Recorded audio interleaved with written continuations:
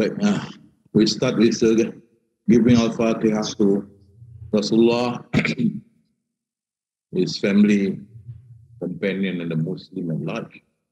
Ila Rasulullah bin Mustafa Rasulullah sallallahu alaihi wasallam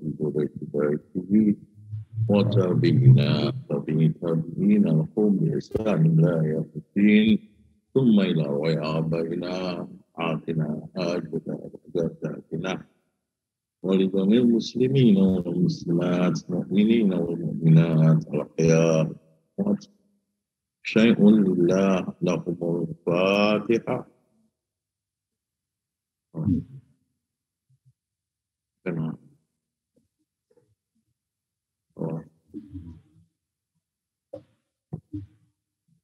بسم الله الرحمن الرحيم الحمد لله رب العالمين والصلاة والسلام على أشرف الأنبياء والمرسلين سيدنا محمد السلام عليكم ورحمة الله وبركاته. Waalaikumsalam warahmatullahi wabarakatuh. So we continue with our lecture, the Pivotal 3, okay? But a gist or synopsis of the previous lectures. So, when we have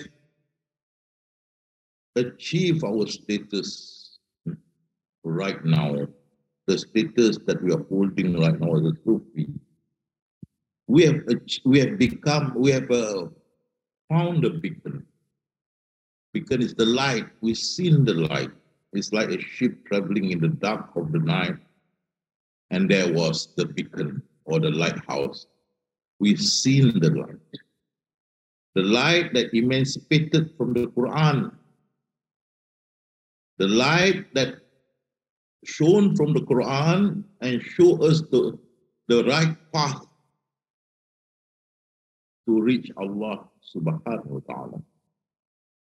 The path that had been followed by all the Ummah, including the first Ummah during Rasulullah sallallahu alaihi wasallam's time, and our holy prophet had said they are the best ummah in Islam. These are the ummah during the prophet time, the best ummah. And yet this ummah, if one ponder, all are unbelievers before the prophet guided them to the light. Unbelievers guided them to the light and achieved the knowledge of God, and they changed to be the best ummah in Islam. Okay. They saw the light and they also become the light for others. And with that light, they acquired knowledge. The knowledge of God. Wherever they turn, they know or they knew that they're facing the Lord continent, which encompasses all. And from there come the changes in themselves. They become more God-fearing. They become increase in their piety, in their worship, and so on. And also change in their conduct to the best of conduct, and so on. The changes. And from there, their spiritual level or status is elevated. And therefore, you can see the Prophet say, the best ummahs during my time. These unbelievers, when they got the light, guided by the Prophet and the knowledge, they changed to become the best ummah in Islam, the status. They who sacrifice their life, their assets, their property, livestock, businesses for Allah subhanahu wa ta'ala. Livestock, those who indulge in businesses involving swine or pork or pigs, they close these businesses, losing a lot of money during that time. Also, those indulge in selling liquors, expensive liquors, they closed them down and lost a lot of money. And those who are so used to the wayward life, drinking, womanizing, gambling, and so forth, gave up all this wayward life and become God-fearing. And those who have more than 4 wives, some even to hundreds of wives, let them go and retain only 4. The sacrifice they made for the sake of Allah. They found Allah. That is why the stress from the beginning is the first thing in religion is to know God. And we learn it's very important that even before we were born, Allah already introduced himself to us. Am I not your Lord? We say yes. So that we may not say that we don't worship him because we don't know him. There is no excuse. So every infant is born a Muslim. Later on, they were misled by Satan and their parents and become unbelievers. And that's the reason why 124,000 prophets, including messengers, were sent to bring back them to fold.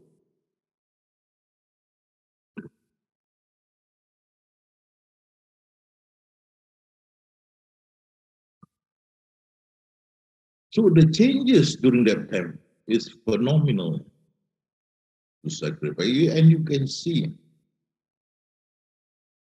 there are people like this even now, but not as many. But we know, like you take, for example, Cat Stevens, let go of the musical world just to be with Allah. And many others you can see from time to time. Notable Western person converted to Islam or reverted to Islam because they found God. Awaluddin, the first thing in religion is to know God, and that is why the prophet, Holy Prophet, reminded the companion, on my demise, wherever you see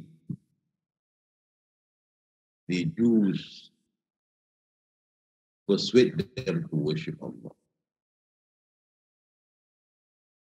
or to accept Islam. Okay? Persuade them to accept Islam. If they do, then tell them, if they do, teach them to know God. Then tell them prayers 5 times a day are obligatory. Reminded the companion to teach these people who want to accept Islam the knowledge of God. And that had been done by not only the companion, even before that by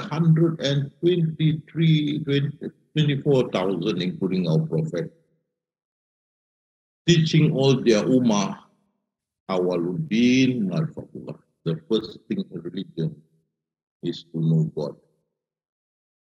But then this practice was abandoned by the scholars, Muslim scholars, with their resolution after resolution after resolution.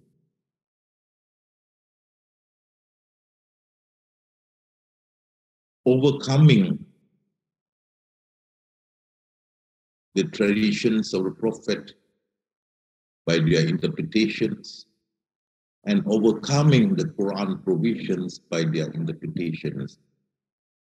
And nowadays, scholars of Islam, supposedly scholars of Islam, they always refer to, according to the book of Shafi'i, according to the book of Hanafi, Maliki, or Hanbali, and so on and so forth, the ruling is this.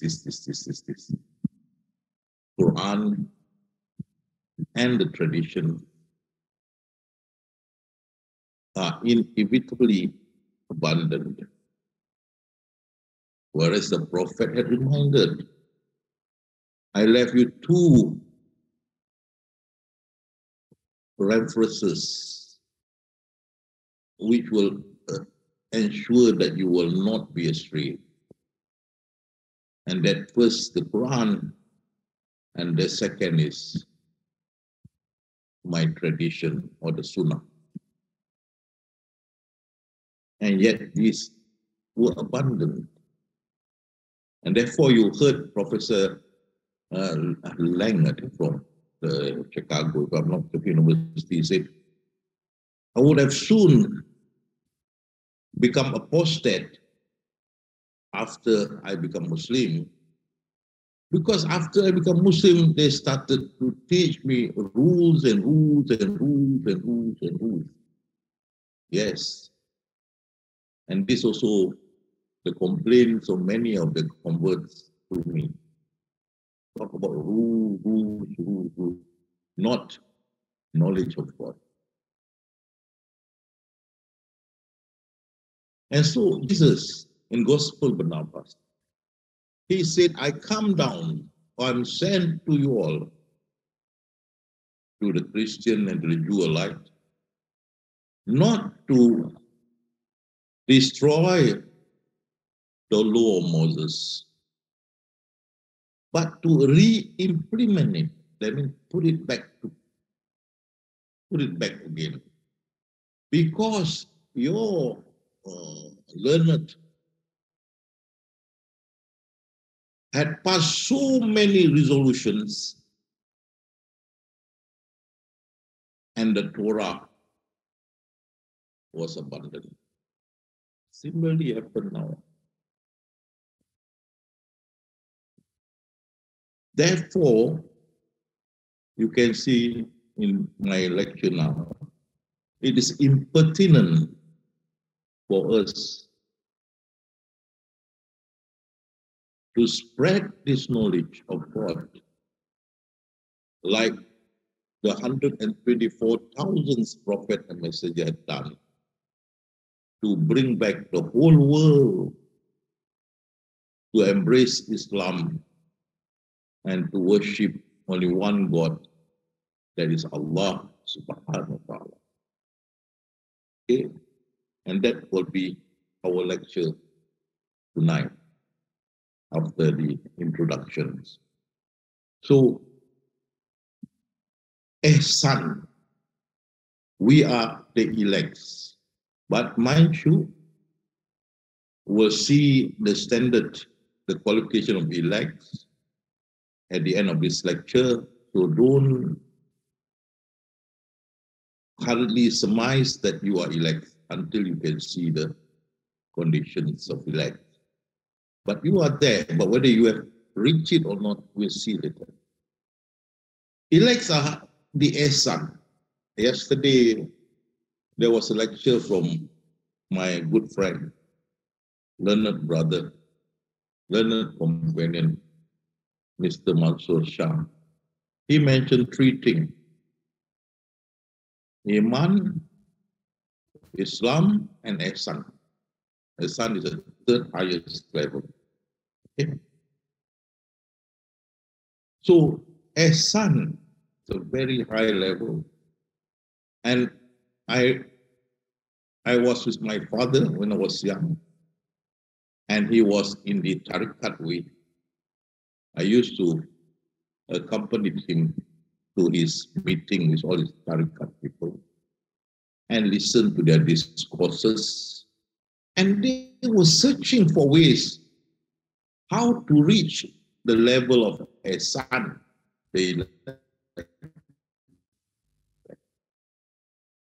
And eventually, they come up with the system of Rabita, that is to visualize your guru in all your worship, and your guru will visualize his guru and so forth, and go up, up, up until the last guru will visualize Rasulullah Sallallahu Alaihi Wasallam, who went to night ascension, Miraj, and met Allah. So it is as if they worship, they are seeing Allah by this method, which totally, unacceptable. But there is no way, they're searching how. But you all have reached that level without much ado, because you have the knowledge of God. That is where Imam Ghazali had said clearly, the existence of God, existence of Allah is crystal clear, but you need Marifatullah, the prerequisite to see the existence of Allah crystal clear is to have Marifatullah. Once you have the Marifatullah, then wherever you turn, there is my contentment. Wherever you turn. And this phrase or this provision of the Quran, wherever you turn, there is my contentment. And this verse, I used to hear during the discourses of my father and his companion, the Tariqat. They could not find how to go about it, to turn and see the content, because all they see are the objects before in their eyes. And very frustrating for them, I remember, not to understand. I had one gentleman, he came to my class. I think he's already about 8 years old. And I say, you know, I've been searching for how to understand this. Wherever you turn, there is him. Alhamdulillah, I attended your class, and it's very clear. So he wrote a few poetry or poems about it. You know, I kept this poem. Hopefully, we'll publish it some days later. So, as son, you have Iman, Islam, Islam. Third level, wherever you turn it. And for you all, my companion, you are seeing him without much ado. No big deal. Yes, no big deal, because you are guided by us to have the knowledge of God. That's why you see God crystal clear. So it's without much ado you can see. But those people who don't have this knowledge of God, still in the dark, they could not reach this level. Okay. And this is Shah Waliullah, very famous scholar in Islam. He said, only the people who have this knowledge of God can worship on the level of ihsan. He acknowledged. Okay.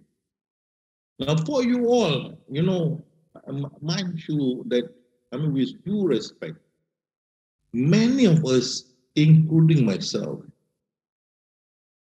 we are totally washed out if we want to talk about God-fearing, piety, whatnot. We are not born holy, We are kampung boys, naughty, whatnot. We are not born every day, read the Quran, memorize the Quran at age 7. And many of us indulge in politics before giving up. Many of us indulge in many things before giving up. We are not as holy as we should be, but with this knowledge we change. And suddenly, the concept of ihsan become nothing to us. Become plain simple, plain easy. It does not befuddle our mind. And this is, if you think carefully, it's really overwhelming. It's really, how to describe it, It is that this is a standard you cannot imagine you can achieve. And yet here we are, the level of a son. It's just like us waking up in the morning and take breakfast. Is that as easy as that? Because you have the knowledge of God. And that's why Imam Ghazali say, the existence of Allah is crystal clear, but the first thing you need to have is the knowledge of God. And that we have, and therefore wherever we turn, we don't see the stone or whatnot. We don't see the essence, whatnot. These are all manifestations. We see the real thing, the original, and that is His container. Wherever we turn. And not only we see, we know also that He's seeing us. Okay?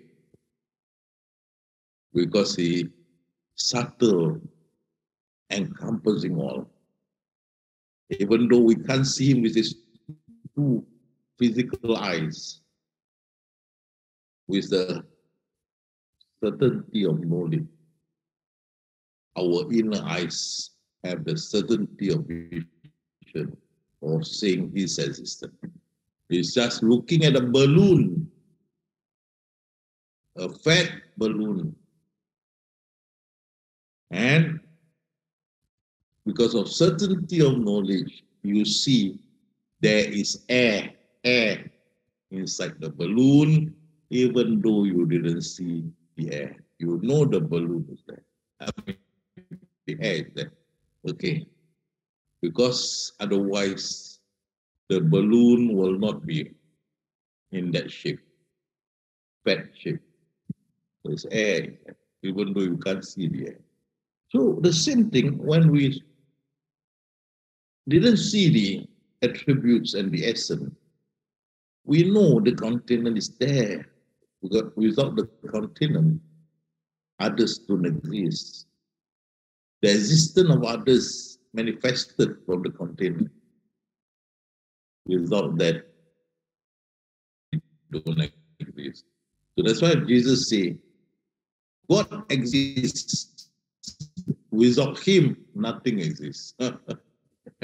It's clear. So, because of this knowledge, we can see Him. Because of this knowledge of God, we can see Him with our inner eyes, with a certainty of knowledge, like seeing an air inside the balloon. Even though we can see, we know it is there. Similarly, when we annihilated everything else, that remains container, because that is permanent. Infinity, permanent. You cannot annihilate. In the end, after annihilating the others, then you are facing Him, even though you can't see, but with certainty of knowledge, you know it is there. Your spiritual eyes acknowledge its existence. Without its existence, nothing exists. As Jesus said, God exists, without him, nothing exists. So, with this knowledge, you are seeing him and seeing you. It's just like two friends looking at each other. It becomes as mundane as that, you know. You have reached that level which I know my father and his gang were looking high and low for many years. My father in the Tariqat movement, more than 40 years. My granduncle, more than 50 years. Looking for all how to understand these verses. Everywhere you turn, there is my countenance. Looking to reach the level of Islam. So, but you have reached that with much ado. And you can see that with certainty of knowledge, you will with certainty of vision see. Ya Allah say hellfire, but not only hellfire, you can see its existence. Certainty of vision because of certainty of knowledge. You can see it.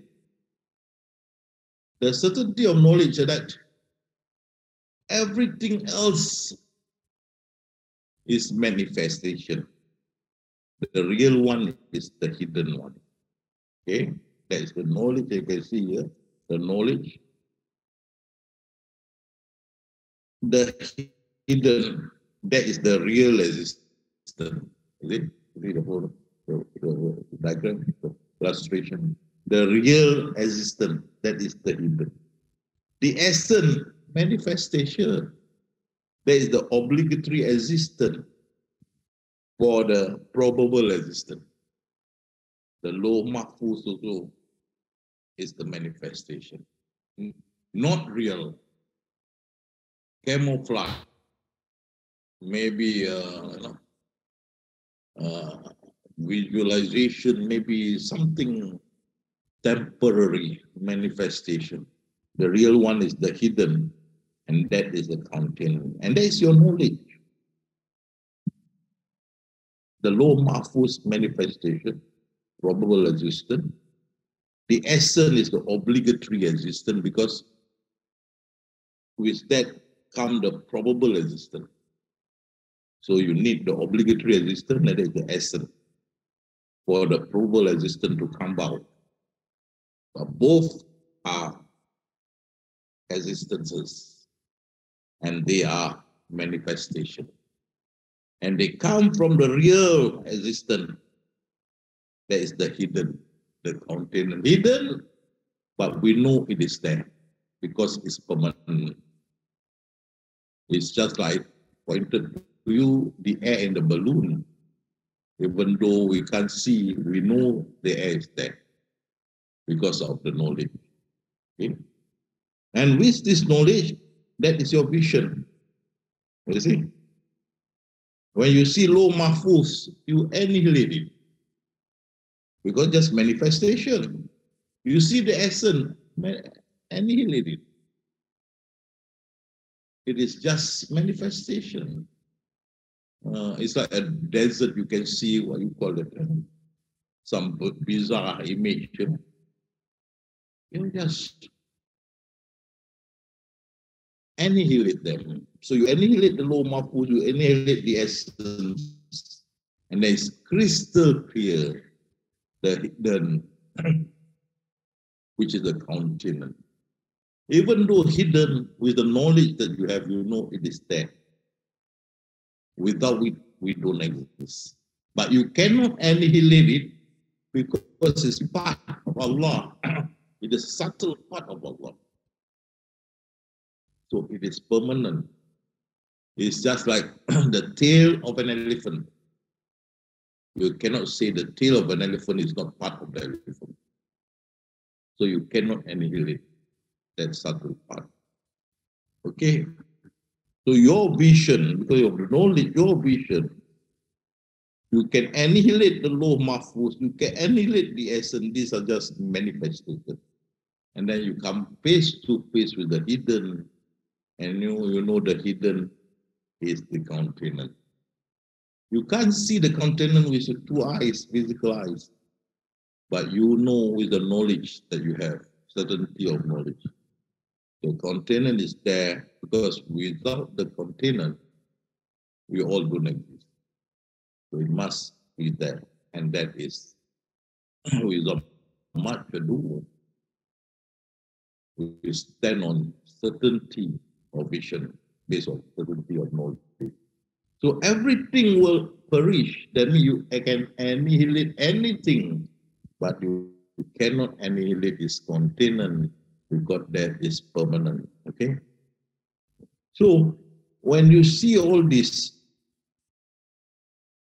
you can annihilate the law mahfuz, annihilate the essence, but you cannot annihilate the countenance that is permanent. So you see, your mind can visualize anything. You see here, this lady visualized her bedroom.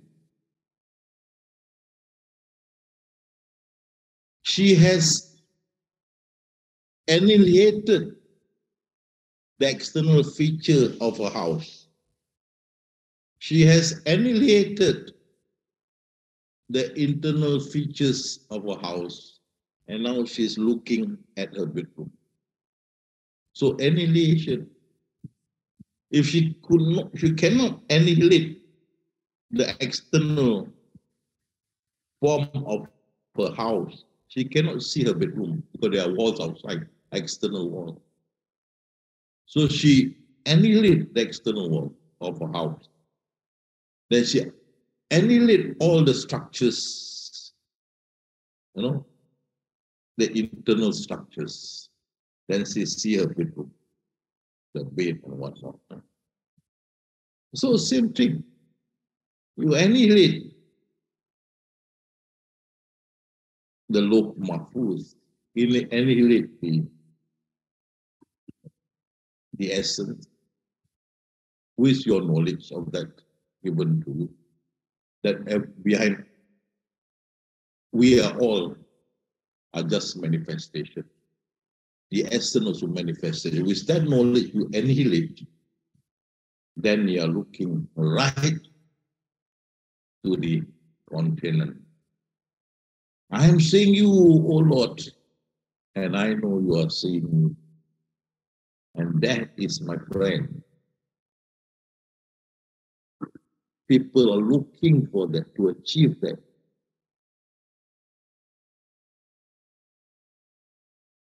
For years and years. And alhamdulillah, all of you have reached that status. To you who are sincerely in this knowledge, to you who are sincerely in this path,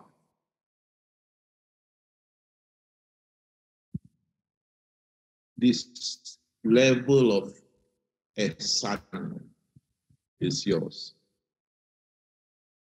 Yours for keeping. And we must thank God for this gift that He has given to all of us. Okay? So even you close your eyes, you can see your bedroom. You annihilate all the structural and you see your bedroom.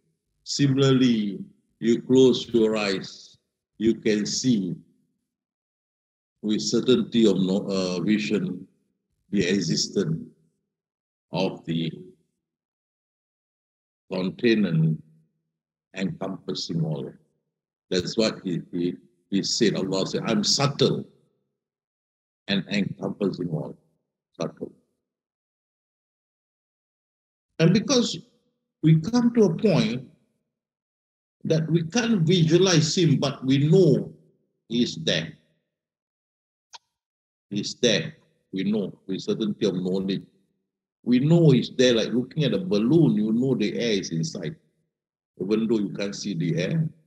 And when you annihilate all the existence, you know everything annihilated. You are facing the real existence that is permanent and that is contained. You know you are facing it, but you can't see it with your physical eyes. It's like you see the air in the balloon, but you cannot describe it. The same thing, we are seeing his existence with a certainty of knowledge. We see his existence because without that containment, we will never exist. We see the containment. And we affirm it. Yes, I'm facing you, O Lord. Even though I can't see you with my eyes, but I affirm that I'm facing you because everything annihilated, that left will be you. And that's what he said here. Everything will perish, save his containment. So because we are seeing something that cannot be seen with the physical eyes, we are seeing the existence of Allah based on certainty of knowledge. Because Jesus said, Allah exists. Without Allah, nothing is. God exists. Without God, nothing is. So we know everything comes from him. Inna lillahi wa inna ilaihi raji'un. From me and to me you come back. So we know. So even though we can't see him, we have annihilated everything else. We cannot annihilate him. And we know we are facing the subtle part of him. We are facing with certainty of knowledge. Okay? And therefore, because we can't see him physically, but we acknowledge with certainty of knowledge and with certainty of vision, we are facing him, even though we can't see him, like seeing the air in the balloon. We can't see the air, but we acknowledge the existence of the air in the balloon. Similarly, we acknowledge his existence, even though we can't see him. So, therefore, because of that, we cannot visualize him with something else. Nothing is like him. We have no information, nothing. It's just that you're facing a wall in inverted commas. That's all. You don't know anything about him. You are facing, you know he exists, but you don't know how he looks like. And so on and so on and so forth about him, about Allah. So you cannot describe him by using others.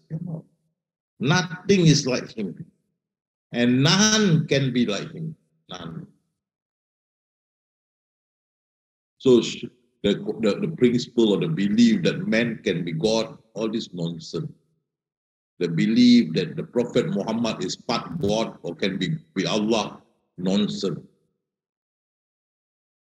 Nothing is like him and nothing can be like him, and you can't see him. You're facing a blank wall, but you know the wall is there. Same, you're facing his containment. You can't see, but you know it's there. Because without that, nothing exists. So when you remember Allah, it is no form, no shape. You know? You cannot visualize him.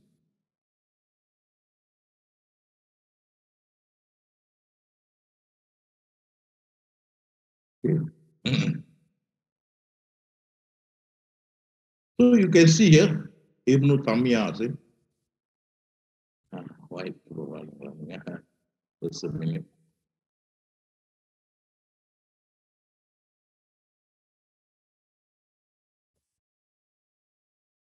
Everything that you visualize or picture in your mind, all that are annihilated because Allah is far from all that. You got no information, no data on him, nothing. You cannot visualize him. but you know you are facing him, where everything else annihilated is there. That's why Rasulullah had said, at the beginning there is Allah, and nothing was with him. And you come to that situation. And you can see Jesus say, and because God had no body, therefore he eat not, sleep not, die not, walk not, move not, but he abide eternally. That means he exists eternally without human similitude. That means without human form at all, nothing. So you can't talk that God have ears like us. You can't, or hand like us, or leg like us, without human similitude. We just don't know how he looked like. How nobody knows. Okay.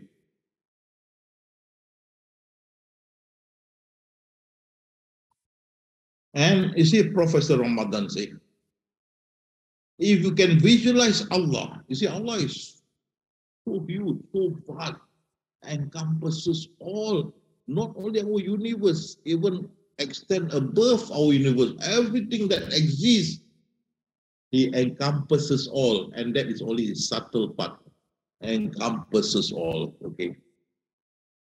You know how great is that? And if you can encompasses Allah in your mind, you are greater. Yeah. He encompasses everything that exists. And then you encompasses him. Therefore, you are greater than. That is what our Professor Ramadan said. You can visualize Allah in a certain place. This means your mental capacity is greater than Allah. This proved that he could not be God, because comparatively his divine capacity fell short of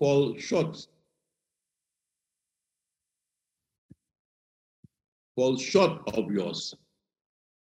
This being the case, it has been normal for our mind to just believe in his existence without attempting to visualize him. Okay? And therefore, we come back to this. When you annihilate everything else, at the beginning, there's God and nothing else. And he says, the one that encompasses all is a subtle part. Verily, Allah is subtle, aware. Verily, he encompasses everything. That subtle part of him, not the whole part of him, no, a subtle part. Jesus says, lesser than a grain of sand. It's like a drop of water from the ocean. Science say God particle lesser than atom. And Rasulullah say lesser than linseed. All this universe to Allah. Okay. But notwithstanding, you can see his existence because of certainty of knowledge. I say you look at the balloon, this plastic bag, you know air is in there, even though you can't see the air. So when you annihilate everything else, you know that exists is him. Back to square one. Please. And how encompasses, you can see the encompassing ideas. You look at this ice ball. If you look closer, the one encompassing this ice ball is not the coloring. It's not the ice, but the water. The water encompasses all. See? And you see, the ice, these are flakes or minute flakes, you know, and being put together become a ball. Okay? Ice ball. But it's ice flake, very small flakes together. It's like the creation, these are made up of atoms, like the ice flake atom, get together and then become human, become planets and whatnot, when the atom get together. But what encompasses the atom? And that's it.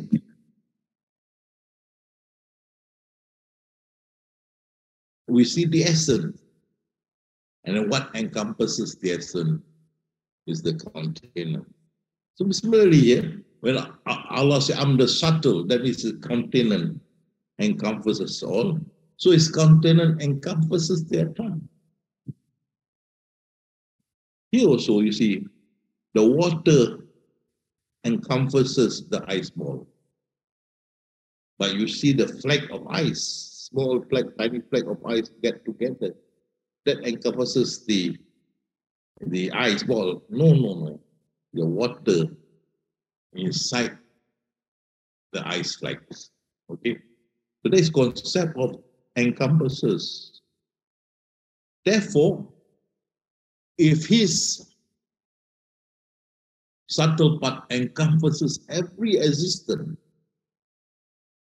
because that is the hidden one, the real existence behind the manifested existence.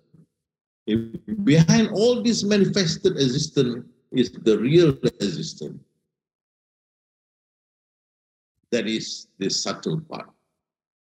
Therefore, wherever you turn, there is a subtle part of it, the container. Wherever you turn. Okay. No vision can encompass him, but he encompasses all vision. For he is most subtle all the way. So everywhere you turn, there it is contained in the subtle part of it. Looking at you, aware of what you're doing, and so forth. So your heart is occupied by Allah only, because, and that my friend, my companion, I would like to address to you, that once you have this knowledge, if you are sincere in your walking to this right path, the path of the prophets, you will realize your lifetime after achieving this knowledge of God, that every day, inevitably, if not all the time, but there are over times, every day, you return to him. If not for the 5 days prayers, maybe the dua, maybe in some circumstances, you will go to him, face him, remember him, and in communion with him. So, if you are true to this path given to you, your heart will always be with Allah. You have problem, you go back to him. Anything, you go back to him. You hold on to him.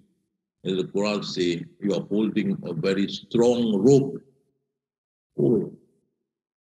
There is no others but Allah, only your heart. So whenever you are troubled, wherever you need help, whatnot, you always go back to him first. That is the beauty of this path that we are taking. We are always near to Allah. You are cleansed from all except Allah.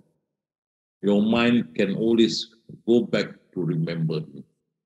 Whereas before, you could not do that, but now you can. And he stand to do his salat, praising, exalting, and respecting Allah. And you see, your salat also different. You can remember him as he should, whilst at the same time emptying his mind just for Allah. Allah, your mind only Allah. He shall forgive him from all his sin. Every time you do your salat and you remember him, you empty your mind and only have Allah. He forgive you all your previous sin as if you are born again. That is beautiful. You have this knowledge. Whoever meets Allah have never ever ascribed partner to him. This is another beautiful part. Once you have this knowledge, your mind will reject anything else except him. No form, no shape, nothing. When you remember Allah, your mind will not visualize it. It is become automatic to you. So you never will ascribe partner to Allah. Never, never, never. Once you have this knowledge. And because of that, you shall enter paradise. So whoever meets Allah and he has ascribed partner to him, he shall abide in hell. Alhamdulillah. We will never ascribe him because we have the knowledge of God. And that, my friend, is ihsan. Ihsan is you see him as if not, then know what that he sees you. Ihsan is you see him, if not, then know that he sees you. And that's it. Okay. They are in communication with Allah all the time. The line is open. Have problem, go up, remember him, and tell your problem. When you are free, go up, remember him. All the time, try to remember him, and he shall remember you. The communication is there. You have learned, you have reached the level of a son. Alhamdulillah. Okay? So that is another level for Sufis who have sincerely followed this path. And the next one is you become the elects. Okay? Rahmatul Alamin, that means the Ihsan is the elect. Rahmatul Alamin here means the elect that give blessing, that bless the whole world. Okay? I think blessing to be blessing. Just a minute. Blessing elects. That means everywhere you go, you bring blessing. Now, let me explain this.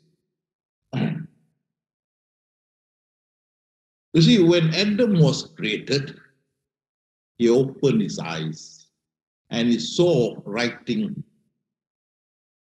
on the sky. It says that Muhammad is messenger of God. So Adam say, oh my Lord, who is this Muhammad? Is there anybody else existing except for me? And what Allah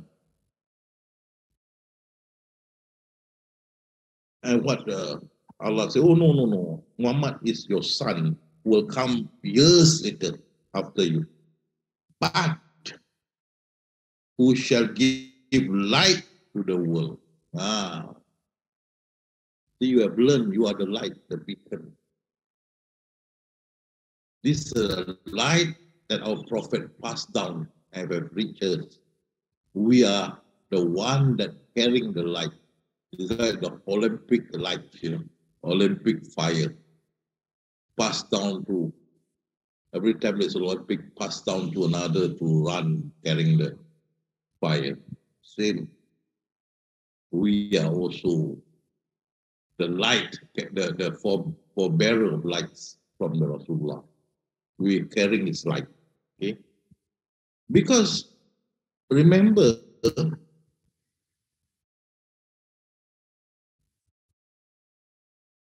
at the end of the day, this light will guide the whole world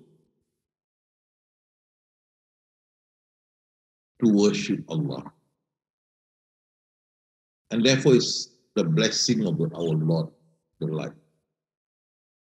But how it will reach to the nook and corner of the world, the prophet had passed away. My friend, we are the torchbearer. We are the one who is to carry the torch to the whole world. And in the end, the Rahmatul Alamin, our prophet, is fulfilled. Okay, he's no longer with us. So you can see, with the event of Rasulullah SAW, born in Mecca, and he could unite the fractions of the region of Arabia into one, united one great empire. By what doing it does that, or it did that? Awaluddin introduced to the companion who are unbelievers the knowledge of God, which, when understood carefully, spiritually woke you up, and you become a changed person, God-fearing, and become a very wonderful person, socially, morally, and whatnot. Change.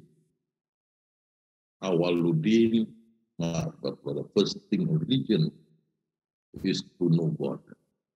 And that's basically what Allah did before we were born. Introduce himself to us. After we were born, he sent 124,000 prophets. Awaluddin Ma'fatullah, because he said, I created jinn and mankind to worship me. And Ibn Abbas say, it means that to know him and worship him, ma'rifat, then worship. And that's why Imam Ghazali say, it is obligatory for you to know who you worship before you worship him. Okay? So, the light is the prophet. Is the light for the whole world. When we say worlds, including the world up there also. But with his demise, what happened to the light? The light has come to us. The Khalifa. We are the torch bearer now. And therefore you found that this knowledge of God is easily explained, easily understood in our way, the path of the prophet. Okay. And you can see also here, another one. And so their words were not extended save to the people to which they were sent. These are the previous prophets. They only can give the light to their own kind, to their own people, not outside their own ummah, only to their ummah. So Moses to the Jew, Jesus to the Christian, Abraham to his people. They can only give the light to their own people, but not Rasulullah. And therefore, Jesus says, so their words, that is the previous prophet, were not extended save to that people to which they were sent. Okay? But the messenger of God, that is our prophet, when he shall come, God shall give to him as it were the seal of his hand. You see, he was given the seal. He was given the seal. And then with that seal, he sealed us, who he chosen to be the torchbearer. Again, I repeat. God have given him the seal, and with that seal, he sealed us, which he has, or he had selected to be the torchbearer. And our name are already written in his book. At the end of the day, he called us one by one, and we'll be sitting around him when the times come. Okay? I'll come back to that later. And God shall give to him, as it were, the seal of his hand, as if it is a seal of his hand, but actually it is God gave him the seal. In so much that he shall carry salvation. You see, salvation and mercy to all the nations of the world that shall receive his doctrine, not to receive him, to receive his doctrine. What Jesus is trying to say, that the whole world, nations, will be saved if they accept the doctrine or the message or the teaching of the way of the prophets. The way of the prophet. That's why we are bringing this torch. Slowly, eventually, spread throughout the world. People can accept our teaching laid down by the prophet, by our prophet, and they can accept that the first thing in religion is to know God. They can change for the better, and you become united, and the whole world will be survived, will be saved. But I want to stress is that our prophet already demised. So who will bring his salvation and his mercy that God gave to him to all nooks and corners of the world? We are the torchbearer. We are the pioneers. More and more will come, will join us in the future. It's like Islam.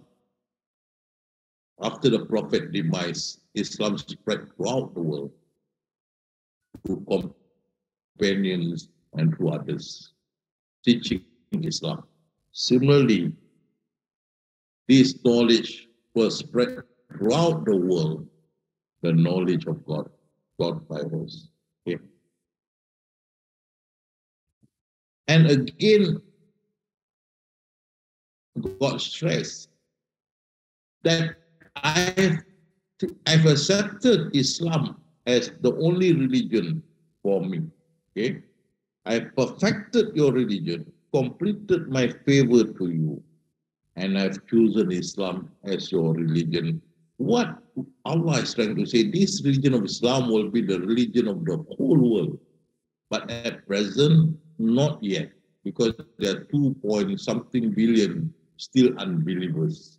But how shall we reach the 2.3 billion still unbelievers? Is through the knowledge of God. And who will bring them to these people? By the torchbearer. Who are the torchbearer? We, the pioneers. But more will come in due time in this line and under Yamas, Indonesia. Again, the religion before Islam, Allah is Islam, submission to His will. And we send it not by His mercy for the world. Now, Rasulullah had passed away. We are to fulfill this role. The Sahaba, and now us. And after that, those coming after us. Okay? And down the Quran, and indeed will be its guardian. So we will guide them, and our formidable companion is the Quran. And therefore, you can see, we taught people from the Quran. Everywhere you turn, this account is contained. Is the first, is the last, manifest, the hidden, is vast, is creative, all seeing, all wise, all knowing, all from the Quran. It's not you who kill Muhammad, I'm the one who killed. Many more from the Quran, and these are verses that carry the light. We explain it. And the book based on the Quran, Alhamdulillah, Allah are the guardian of the fish from time to time. And certainly we had brought them a book which we have explained with knowledge as guidance and mercy for people who believe. So this book, Quran, we have explained with knowledge. That's knowledge. But you need someone who understood the knowledge to teach you. This Quran is only a reminder for all mankind and jinns, and you will certainly know it truth before long. But who will bring to this mankind and jinns? Jinns are in the outer space. It's us, the Khalifa, who is the knowledge of God. And the Quran is light from the Quran. We have made the Quran a light wherewith we guide such of our servant as we will. He is the one who sent down clear revelation to his servant to bring you out of darkness and into light. Okay, for the Quran, we have found the truth. Okay? There are those whom Allah had guided. So we are guided. So follow their guidance. We didn't ask you all for reward. I wrote in Quran so many things. I think few hundred. They're great following. 1 week, about 10 to 15,000 following my right up. And they start asking me to charge these people going into my area, reading what I wrote. I refused because I didn't ask for reward. And wait for Allah. Okay? Say, no reward I ask of you for this. It is only a reminder for the alamin, mankind and jinn. And remember Rasulullah, the foundation of a house is its base. Foundation of religion is knowledge of God. That's awaluddin ma'rifatullah. Also, the Prophet reminded the companion, once the Jews decided to embrace Islam, then after you taught them knowledge of God, then tell them the 5-time prayers, daily prayers is obligatory. Okay? Among those who created a group of people who guide with truth and act justly according to it. And that are we the torchbearer. You must henceforth search for the discourse of those who have knowledge of God before their demise. They becomes Allah's men. They are rightly guarded. They can guide other seekers of truth. They are upright and will affirm the uprightness of others. They are deputy prophet. They are like deputy prophet or messenger. They always receive guidance and inspiration from Allah. There will certainly be no fear for the close servant of Allah, nor will they grieve. Go ahead with your job. Go ahead with your task of bringing this knowledge to the Ummah. Go ahead. There shall be no grief. Invite to the way of your Lord with wisdom and good advice and debate. Okay? Guide them with debate, whatnot. And inshallah, one day, O mankind, you have created you male and female, have made you nation and tribes, that you may know one another.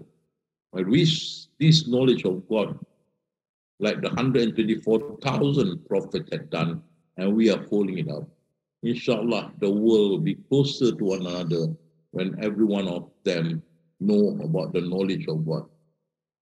Allah said, He joined your heart in love, so that His grace, you become brethren in due course.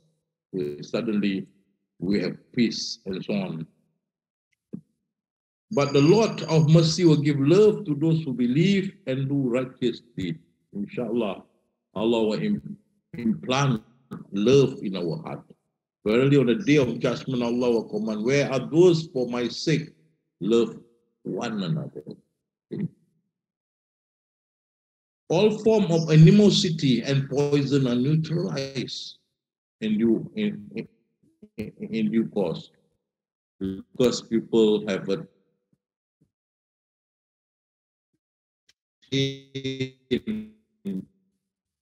the knowledge of God. They've attained the level of ihsan. Others, even the animals are no more attracted to us. They become tame. Okay? And then Allah will make a successor. That means the whole of the world become, as you say, Rahmatul Alamin, blessed. The whole of the world become the world of Islam in due time. So, this is the point that I want to highlight. You all listen carefully. Faith is a seal whereby God seal his elect. See, faith is a seal whereby God seal his elect. And which seal he has gave to his messenger, at whose hand everyone that is elect has received the faith. That means, if elect, there will be the seal of the prophet on your forehead when the time comes, when we are in the hereafter. There will be the seal of prophet on your forehead when the times come. But to have that seal of prophet on your forehead, at the same time your name is written in the book that is given to the prophet, the name of the elect, you must be the torchbearer. That is why I encourage all of you to come down and teach. Teach with sincerity. Teach not to show your knowledge. Wow, no, you're clever, you know. Teach to guide others. There are many still have this knowledge. Teach. What you're teaching will be recorded for those who come later. But if your intention to teach, to show your great knowledge, then I'm sorry, you're not in the book. But if you're teaching sincerely to guide others, then you are in the book, then you have the seal of the faith, the seal of the prophet. You can see here. God shall give to his messenger a book in which are written all the names of the elects of God. So if you are the torchbearer, you come down and teach for the love of Allah.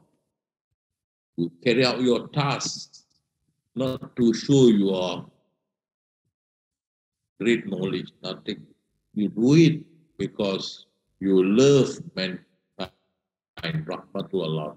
You want the whole world to be blessed. You teach sincerely for Allah. Your name are in the book. But you don't want to teach. Yeah. I've given you all a chance.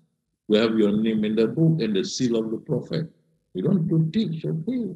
You want to stop, okay, I have no problem. Because this all Allah have predestined. You know?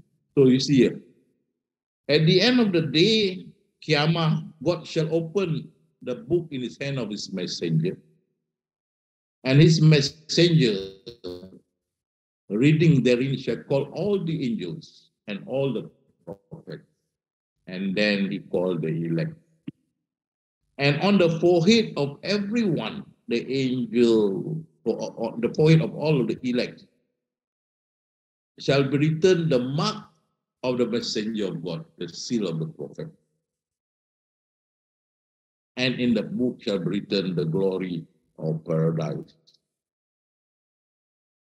Then shall each pass to the right hand of God. Next to him shall sit the messenger of God. And the prophet shall sit near him, and the saint shall sit near the prophet, and the blessed near the saint. And the angel shall then sound the trumpet. You see, in the verse we read, so there is no worry, people are close to God, but the verse also say it can be said as a sin. Okay? But we are not talking about the way of the saints here. These are people who are upright, carry out the prophet task without much ado. These are the saints we are talking about, not the way of the saints. And they be sitting near the prophet. These are the elect. So again, I'm stressing to you all. You all think carefully. I'm giving you all a chance. I'm still alive. Maybe, I don't know when I'm not around, Yamas will be in charge. But I'm around. I'm giving you all a chance to get into the book of the prophet, to get your name in the book of the prophet, and to get that seal on your forehead. But you must be the torchbearer. That means you teach this knowledge sincerely, committed. You see, even I'm not well, my leg here, I can't be like this all the time. Therefore, I can't guide you all last week and this week for this Zikrullah, because my leg is probing me. I'm going for operation this Tuesday.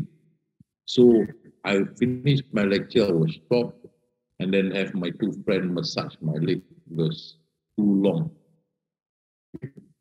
So I'm sorry, but after the operation, I may lead you all to the Zikrullah. But I'm giving, Alhamdulillah, I'm giving you a chance. You have the knowledge.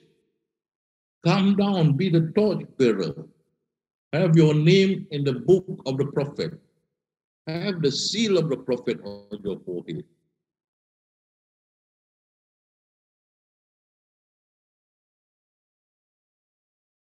And that is why I encourage every one of you to teach. And I'm happy some also, without me telling also, did come down to teach for the sake of Allah. So I want to end here, my friend, because I'm tired. I'm not that well. You know, pray for me because tomorrow midnight I have to fast. I'll be admitted for surgery on Wednesday. So Monday night I have to fast. But I've been fasting. So Tuesday I have to report to the hospital. They will ward me and then going for surgery. Pray that, you know, everything okay. Inshallah. Then we'll meet again next Sunday. I have to end here. I'm not going for Zikrullah because I'm very tired.